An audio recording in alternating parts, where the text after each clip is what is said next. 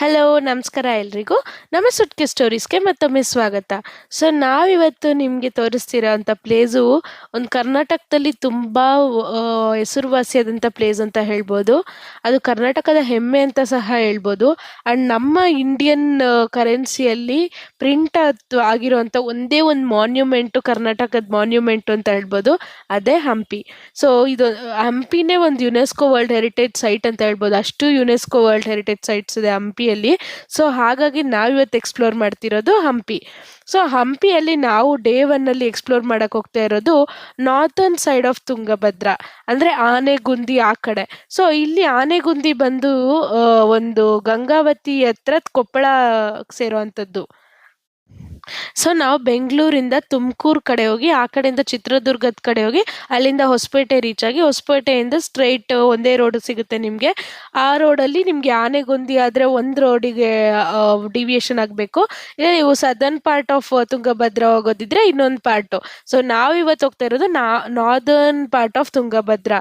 So ಆ northern part of Tungabhadra ಅಲ್ಲಿ ಆನೆಗುಂದಿಯಲ್ಲಿ ತುಂಬಾ ಪ್ಲೇಸಸ್ ಇದೆ ನೋಡೋಕ್ಕೆ.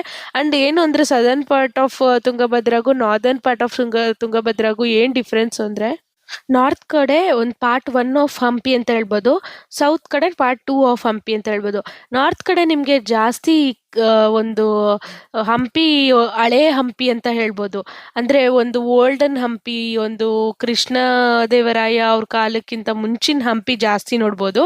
ಅದೇ ಸೌತ್ ಕಡೆ ಇರೋದು ನಿಮಗೆ ಪ್ರಾಮಿನೆಂಟ್ ಆಗಿ ಒಂದು ವಿಜಯನಗರ ಎಂಪೈರ್ಗೆ ಮೀಸಲಾಗಿರುವಂಥ ಹಂಪಿ ಅನ್ಬೋದು. ಸೊ ಅಲ್ಲೂ ಇದೆ, ಇಲ್ಲ ಅಂತಿಲ್ಲ, ಬಟ್ ಅದಕ್ಕೂ ಇದಕ್ಕೂ ಈ ಡಿಫ್ರೆನ್ಸ್ ಇದೆ. ಸೊ ನಾವು ಇವತ್ತು ನೋಡ್ತಾ ಇರೋದು ಫಸ್ಟ್ ಪ್ಲೇಸ್ ಬಂದು ಹಂಪಿಯಲ್ಲಿ ಚಿಂತಾಮಣಿ ಕೇವ್ ಟೆಂಪಲ್. ಈ ಚಿಂತಾಮಣಿ ಕೇವ್ ಟೆಂಪಲ್ ಬಂದು ಸೌತ್ ಈಸ್ಟ್ ಆಫ್ ಆನೆಗುಂದಿ ಇರುವಂಥದ್ದು. ಇದು ಏನು ಅಂದರೆ ಆನೆಗುಂದಿ ವಿಲೇಜೇನೆ ಒಂದು ಎಕ್ಸ್ಪ್ಲೋರ್ ಮಾಡಬೇಕಾಗಿರುವಂಥ ಜಾಗ. ತುಂಬ ಕ್ರಾಫ್ಟ್ಸ್ಮೆನ್ನು, ಈಗೂ ಶಿಲ್ಪಿಗಳು ವಾಸಿಸುವಂಥ ಜಾಗ ಅಂತ ಹೇಳ್ಬೋದು. ಆಮೇಲೆ ಕ್ರಾಫ್ಟ್ಸು, ಹ್ಯಾಂಡಿಕ್ರಾಫ್ಟ್ಸು ಇದಕ್ಕೆಲ್ಲ ತುಂಬ ಚೆನ್ನಾಗಿದೆ ಅಂತ ಹೇಳ್ಬೋದು. ಅಂಡ್ ಅಷ್ಟೇ ಅಲ್ದಿರ ಆ ವಿಲೇಜೂ ಸಹ ಅಷ್ಟೇ, ಪ್ಯಾಡಿ ಫೀಲ್ಡ್ಸ್ ಇರ್ಬೋದು, ಕಬ್ಬಿನ ಗದ್ದೆ ಇರ್ಬೋದು, ಮತ್ತು ತೆಂಗಿನ ತೋಟ ಇರ್ಬೋದು, ಇಂಥವೆಲ್ಲ ನೋಡೋಕೆ ತುಂಬ ಚೆನ್ನಾಗಿದೆ ವಿಲೇಜು. ಸೊ ಆ ವಿಲೇಜ್ ನೋಡ್ಕೋತಾ ನಾವು ನೋಡಿದ್ದು ಈ ಚಿಂತಾಮಣಿ ಕೇವ್ ಟೆಂಪಲು. ಈ ಚಿಂತಾಮಣಿ ಕೇವ್ ಟೆಂಪಲ್ ಚಿಂತಾಮಣಿ ಮಠದಾಗಿ ಬದಲಾಗಿದ್ದು ಯಾವಾಗ ಅಂದರೆ, ಒಂದು 15ನೇ ಶತಮಾನದಲ್ಲಿ ಒಬ್ಬರು ಸ್ವಾಮೀಜಿ ಬರ್ತಾರೆ. ಅವರು ಇಲ್ಲಿ ಮಠ ಪ್ರಾರಂಭಿಸಿರೋದ್ರಿಂದ ಇದು ಒಂದು ಚಿಂತಾಮಣಿ ಮಠ ಆಗಿ ಪರಿವರ್ತನೆಗೊಳ್ಳುತ್ತೆ. ಅದಕ್ಕೆ ಮುಂಚೆ ಎಲ್ಲ ಬಂದು ಇಲ್ಲಿ ಇದ್ದಿದ್ದಂಥದ್ದು ರಾಮಾಯಣದ ಕಥೆಗಳು. ಅಂದರೆ ಇದು ಕೇವ್ ಅಂತ ಏನಕ್ಕೆ ಅಂತಾರೆ ಅಂತ, ಕೇವ್ ಆಗಿದ್ದದನ್ನ ಮಠವಾಗಿ ಪರಿವರ್ತಿಸಿ ಇರೋವಂಥದ್ದು. ಇಲ್ಲಿ ನಾವು ಶಿವನ್ ದೇವಸ್ಥಾನ ನೋಡ್ಬೋದು, ಲಕ್ಷ್ಮೀ ನರಸಿಂಹ, ಗಣೇಶ, ಈ ಎಲ್ಲ ದೇವಸ್ಥಾನ ನೋಡ್ಬೋದು, ಜೊತೆಗೆ ಸುಗ್ರೀವನ್ ಗುಹೆ ನೋಡ್ಬೋದು. ಸೊ ನಾವೀಗಿರೋದು ಚಿಂತಾಮಣಿಯ ಮಠ ಅಥವಾ ಕೇವ್ ಟೆಂಪಲ್ ಅಂತ ಹೇಳ್ತಾರೆ. ಇಲ್ಲಿ ಪೂಜೆ ನಡೆಯೋದು ಶಿವನಿಗೆ. ಇದು ಒಂದು ಏನ್ಷಿಯಂಟ್ ಟೆಂಪಲ್ ಅಂತ ಹೇಳ್ಬೋದು, ಹಾಗೆ ವಿಜಯನಗರ ಕಾಲದ ಟೆಂಪಲ್ ಅಂತ ಹೇಳ್ಬೋದು. ಇದು ಬಂದು ನಾವು ತುಂಗಭದ್ರದ ಲೆಫ್ಟ್ ಹ್ಯಾಂಡ್ ಸೈಡ್ ಬರುವಂತ ಒಂದು ಪ್ಲೇಸ್ ಅಲ್ಲಿ ಕವರ್ ಆಗುವಂತ ಪ್ಲೇಸು.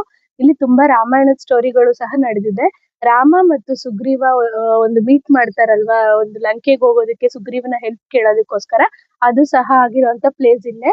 ಅದ್ರದ್ದು ವಾಲಿಯನ್ನು ಸಂಹಾರ ಮಾಡಿರುವಂತದ್ದು ಪ್ಲೇಸ್ ಇಲ್ಲೇ. ನೀವ್ ಅಲ್ಲಿ ಬೆಟ್ಟ ಎಲ್ಲ ನೋಡ್ಬೋದು. ನೀವ್ ಆ ಬೆಟ್ಟ ನೋಡಿದ್ರೆ ಗೊತ್ತಾಗುತ್ತೆ, ವಾಲಿಯನ್ನ ಸಂಹಾರ ಮಾಡಿದಾಗ ಆ ವಾನರ ಸೈನ್ಯ ಏನಿರುತ್ತೆ ಅದೆಲ್ಲ ಈ ಬೆಟ್ಟಗಳಲ್ಲೇ ನೆಲೆಸಿರುವಂತದ್ದು.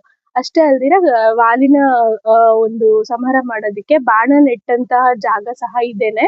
ಅಷ್ಟೇ ಅದಕ್ಕೆ ರಾಮರ ಪಾದ ಸಹ ಇಲ್ಲಿದೆ. ಸೊ ನಾವೀಗಿರುವಂತದ್ದು ಚಿಂತಾಮಣಿ ಕೇವ್ ಅಲ್ಲಿ ಸ್ವಾಮಿಗಳಿದ್ದಂತ ಗದ್ದುಗೆ. ಇದು ಚಿಂತಾಮಣಿ ಟೆಂಪಲ್, ಕೇವ್ ಟೆಂಪಲ್ ಅಲ್ದಿರ ಮಠ ಅಂತ ಸಹ ಕರೀತಾರೆ. ಯಾಕಂದ್ರೆ ಇಲ್ಲಿ ಸ್ವಾಮಿಗಳು ವಾಸಿಸಿರೋದ್ರಿಂದ ನೀವು ಇಲ್ಲಿ ಬಂದ್ರೆ ಸ್ವಾಮಿಗಳು ಪೂಜೆ ಮಾಡಿರುವಂತಹ ಶಿವನ ಪಾದ ಸಹ ನೋಡ್ಬೋದು.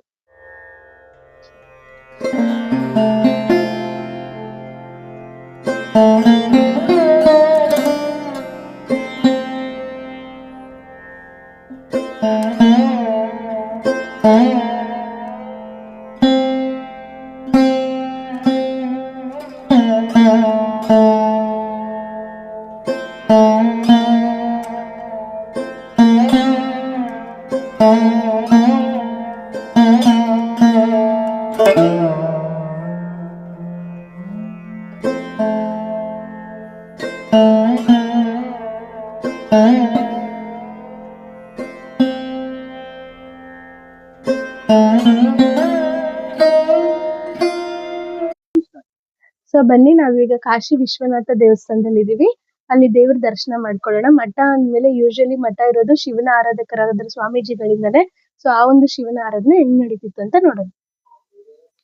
ಸೊ ಬನ್ನಿ ಇವಾಗ ನಿಮ್ಗೆ ಇಲ್ಲಿ ಕಾಶಿ ವಿಶ್ವನಾಥ ದೇವಸ್ಥಾನ ನೋಡ್ತಿದೀವಿ. ಸೊ ಇಲ್ಲಿ ನೋಡ್ತಿದ್ದೀರಲ್ಲ, ಇದು ಇವಾಗ ಪ್ರೆಸೆಂಟ್ ಸ್ವಾಮೀಜಿ ಅವ್ರದ್ದು ಪಿಕ್ಚರ್. ಆಮೇಲೆ ಒಳಗ್ ನೀವು ನೋಡ್ತಿರೋದು ಬಂದು ಕಾಶಿ ವಿಶ್ವನಾಥ, ಅಂದ್ರೆ ಲಿಂಗ ರೂಪದಲ್ಲಿರುವಂತ ವಿಶ್ವನಾಥ. ಸೊ ಅದನ್ನ ನೀವು ನೋಡ್ಬೋದು ಇಲ್ಲಿ ವಿಶಾಲಾಕ್ಷಿ ಅಮ್ಮನವರ ಜೊತೆಲಿ.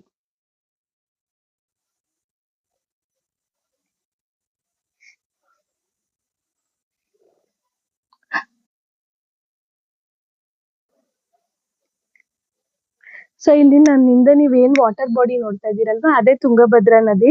ಅಂಡ್ ಆ ಕಡೆ ನೀವು ಬೆಟ್ಟ ನೋಡ್ತಿರೋದೆಲ್ಲ ನಾವ್ ಆಗ್ಲೇ ಕೆಳಗ್ ತೋರಿಸಿರೋ ಹಂಗೆ ಅದು ವಾಲಿ ಸುಗ್ರೀವರು ಇದ್ದಂತಹ ಜಾಗ. ವಾಲಿನ ಅಂತ್ಯಗೊಳಿಸಿದಂತ ಜಾಗ ಇದೇನೆ. ಅವರು ವಾನರ ಸೇನೆ ಇದ್ದಂತಹ ಎಲ್ಲ ಬೆಟ್ಟಗಳು ನೀವ್ ಇಲ್ಲಿ ನೋಡ್ಬೋದು.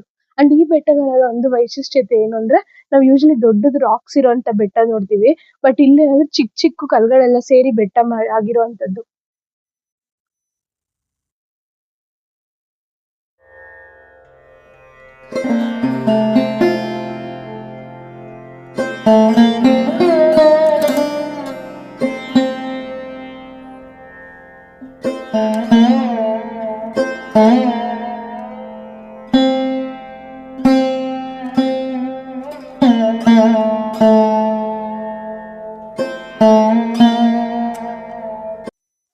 ಸೊ ನಾವೀಗಿರುವಂತದ್ದು ಲಕ್ಷ್ಮೀನಾರಾಯಣ ನರಸಿಂಹ ಟೆಂಪಲ್ ಅಲ್ಲಿ.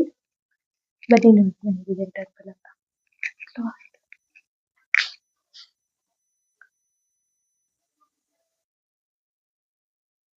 ಈ ದೇವಸ್ಥಾನದ ಏನ್ ವಿಶೇಷ ಅಂದ್ರೆ, ಇಲ್ಲಿ ಒಬ್ರು ಬಡ ಬ್ರಾಹ್ಮಣ ಅಗ್ರಹಾರ ಮಾಡ್ಕೊಂಡು ಇಲ್ಲೇ ನೆಲೆಸಿದ್ರಂತೆ.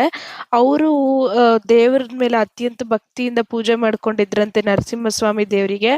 ಆಗ ಒಬ್ಬ ರಾಜ ಏನ್ ಮಾಡ್ತಾನೆ, ಇಲ್ಲಿ ಬಂದವರು ಅವ್ರ ಆತಿಥ್ಯನೆಲ್ಲ ಸ್ವೀಕರಿಸಿ ಸೇವೆ ಎಲ್ಲ ಮಾಡಿಸ್ಕೊಂಡು ಕೊನೆಗೆ ಅವ್ರ ಮೇಲೆ ಕೈ ಎತ್ತುವಂಥದ್ದು ಮಾಡ್ತಾರಂತೆ, ಹೊಡಿಯೋಕ್ ಹೋಗುವಂಥದ್ದು. ಆಗ ದೇವರು ಪ್ರತ್ಯಕ್ಷ ಆಗಿ ಅವರಿಗೆ ಮುಕ್ತಿ ಕಲ್ಪಿಸೋಂಥದ್ದಂತೆ ಈ ಜಾಗದಲ್ಲಿ. ಸೊ ಹಾಗಾಗಿ ದೇವ್ರು ಇಲ್ಲಿ ಪ್ರತ್ಯಕ್ಷ ಆಗಿರೋದ್ರಿಂದ ಇಲ್ಲೇ ನರಸಿಂಹಸ್ವಾಮಿ ದೇವರನ್ನ ಪ್ರತಿಷ್ಠಾಪನೆ ಮಾಡಿರೋಂಥದ್ದು ಇಲ್ಲಿ ನಾವು ನೋಡ್ಬೋದು. ಈ ಒಂದು ಸ್ಟೋರಿನ ಹೇಳುವಂತ ಒಂದು ಹಳೆ ಫ್ರೇಮ್ ಸಹ ಇಲ್ಲೇ ಇಟ್ಟಿದ್ದಾರೆ. ಸೊ ಅದನ್ನು ನಾವು ನೋಡ್ಬೋದು, ಅದ್ರಲ್ಲಿ ಡೀಟೇಲ್ಡ್ ಇನ್ಫಾರ್ಮೇಶನ್ ಇದೆ.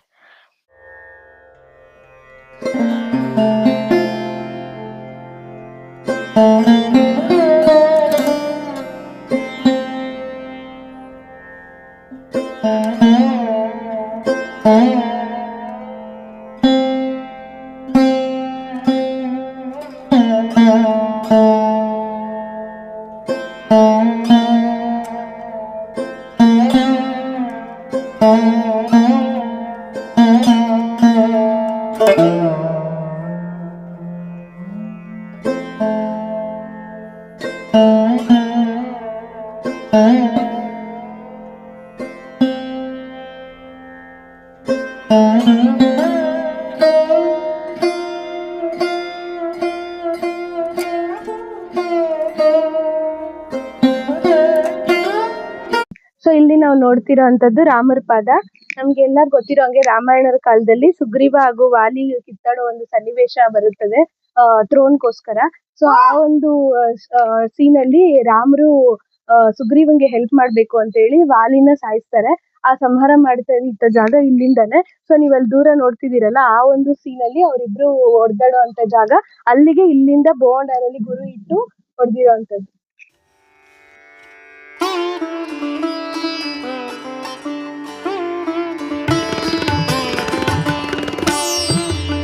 ಸೊ ನಾವೀಗಿರೋದು ಸುಗ್ರೀವ ಕೇವ್ ಎಂಟ್ರೆನ್ಸ್ ಅಲ್ಲಿ. ಸೊ ನಾನು ಇಷ್ಟಕ್ ಮುಂಚೆ ತೋರಿಸ್ದಂಗೆ ರಾಮರ ಪಾದ ಹತ್ರ ಇಂದ ಪಕ್ಕದಲ್ಲೇ ಕಾಣಿಸೋ ಅಂತದ್ದು ಸುಗ್ರೀವ ಗುಹೆ. ಸೊ ಸುಗ್ರೀವನ್ನ ರಾಮರು ಭೇಟಿಯಾದಂತಹ ಜಾಗ ಇದು. ಹಾಗೆ ನಮ್ಗೆ ರಾಮಾಯಣದಲ್ಲಿ ಇನ್ನೊಂದು ಸನ್ನಿವೇಶ ಏನು ಅಂದ್ರೆ, ಸೀತಾಮಾತೆನ ಅಪಹರಿಸ್ಕೊಂಡು ಹೋಗ್ಬೇಕಾದ್ರೆ ಸೀತಾಮಾತೆ ಅವರು ಅಪಹರಿಸ್ಕೊಂಡು ಹೋಗ್ತಾ ಇರೋದು ಗೊತ್ತಾಗ್ಲಿ ಅಂತ ಹೇಳಿ ಅವ್ರ ಆಭರಣನ ಕೆಳಗ್ ಬಿಡ್ತಾರೆ. ಆ ಕೆಳಗ್ ಬಿಟ್ಟಂತ ಆಭರಣನ ಹನುಮಾನ್ ಅಥವಾ ಆಂಜನೇಯ ಅವರು ತಗೊಂಡ್ ಬಂದಿರ್ತಾರೆ. ಸೊ ಆ ತಗೊಂಡ್ ಬಂದು ಆ ಒಂದು ಜ್ಯುವೆಲ್ರಿ ಅಥವಾ ಏನೊಂದು ಆಭರಣನ ಕಾಪಾಡ್ಕೊಂಡಿರ್ತಾರೆ. ಅದನ್ನ ಇದೇ ಗುಹೆಯಲ್ಲಿ ಇಟ್ಟು ರಾಮರಿಗೆ ಆಮೇಲೆ ತೋರಿಸಿದಂತ ಜಾಗ.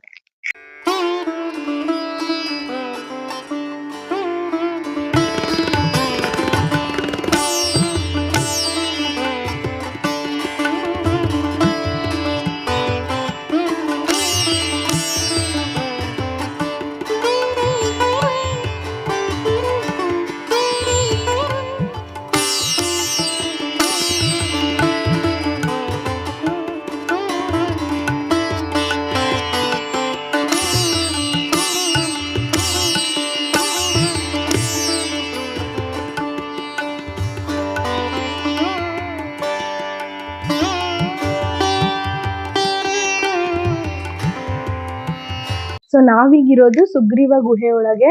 ಸೊ ಇದು ಸುಗ್ರೀವ ಗುಹೆದು ಆಲ್ರೆಡಿ ನಾನು ನಿಮ್ಗೆ ಸ್ಟೋರಿ ತಿಳಿಸ್ಕೊಟ್ಟಿದ್ದೀನಿ. ಈ ಒಂದು ಗುಹೆ ಕಾರಣದಿಂದಾನೇ ಇದಕ್ಕೆ ಚಿಂತಾಮಣಿ ಅಂತ ಹೆಸರು ಬಂದಿರೋದು.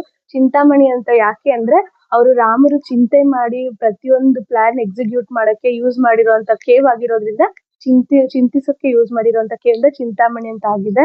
ಇಲ್ಲಿ ರಾಮರು ಕೂತ್ಕೊಂಡು ಧ್ಯಾನ ಮಾಡಿರುವಂತ ಜಾಗ ಇದು. ಸೊ ನೀವೀಗ ನೋಡೋದಾದ್ರೆ ನಾನು ಹಿಂದೆ ನೀವೊಂದು ಮಂಟಪ ನೋಡ್ಬೋದು. ಆ ಒಂದು ತುಂಗಭದ್ರಾ ನದಿ ಒಳಗಡೆ ಆ ಒಂದು ಮಂಟಪದಲ್ಲಿ 64 ಕಂಬಗಳ ಮಂಟಪ ಅಂತಾನೆ ಅದು ಫೇಮಸ್. ಅದ್ ಯಾಕೆ ಅಂದ್ರೆ ಕೃಷ್ಣದೇವರಾಯರು 64 ಯುದ್ಧಗಳನ್ನ ಗೆದ್ದಿರ್ತಾರೆ. ಆ ಒಂದು ಕೀರ್ತಿ ಅವ್ರದ್ದು ಗೊತ್ತಿರ್ಲಿ ಅಂತ ಹೇಳಿ ಅವರ ಸಮಾಧಿಯನ್ನ 64 ಕಂಬಗಳಿರುವಂತಹ ಮಂಟಪದಲ್ಲಿ ಇಟ್ಟಿರುವಂತದ್ದು.